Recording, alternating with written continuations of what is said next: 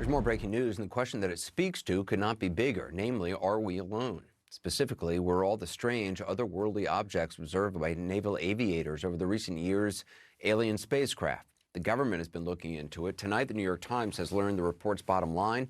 Julian Barnes shares the byline in the scoop. He joins us now. Julian, what is the government saying? Have they come to any concrete conclusion? Well, they found no evidence that these unexplained phenomenon are alien spacecraft, but they still can't explain what they are, and that's going to be a big but. They have ruled out that these things that were seen by the Navy pilots were some sort of secret American government program.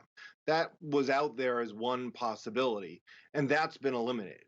But we don't have a definitive conclusion on what it is, although officials say there's no evidence it's aliens. Have they, what about the possibility of, secret programs belonging to some other government, some other country operating here? Absolutely. And that remains a possibility. There's more than 120 different phenomenon that were investigated by the government and reviewed as part of this soon to be released report. And not all of them can be balloons or scientific research projects. Some may well be, could possibly be a technology by Russia or China. Both countries are researching hypersonics. But even there, we don't have a lot of clarity because if some of these things were hypersonic weapons or aircraft, that would suggest that the Russians and Chinese are far ahead of America, not just a little bit ahead, but quite a bit. Right. Either way, it's concerning. Either, the fact that they can say that it's not U.S. military or U.S.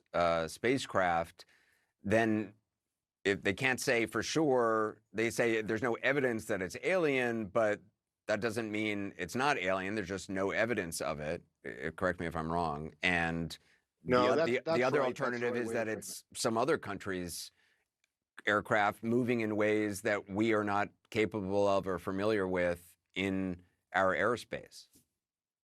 Right. There's also a possibility that this is some sort of visual artifact that both humans and cameras could see. There's some scientists who push that theory, although the pilots are very certain they saw something and there were repeated incidents. So it's a frustrating, like so many of these intelligence issues, it's pretty frustrating.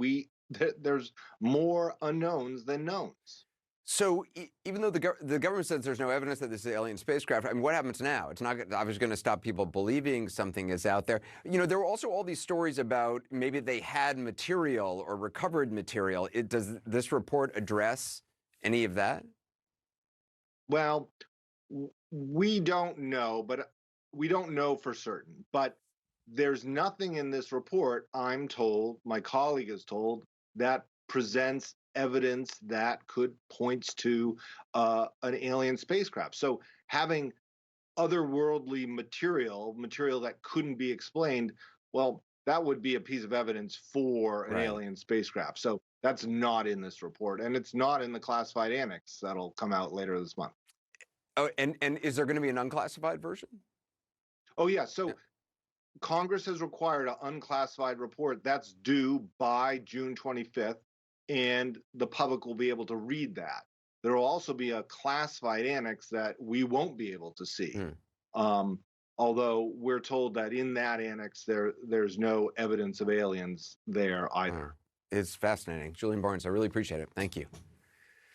Coming up next.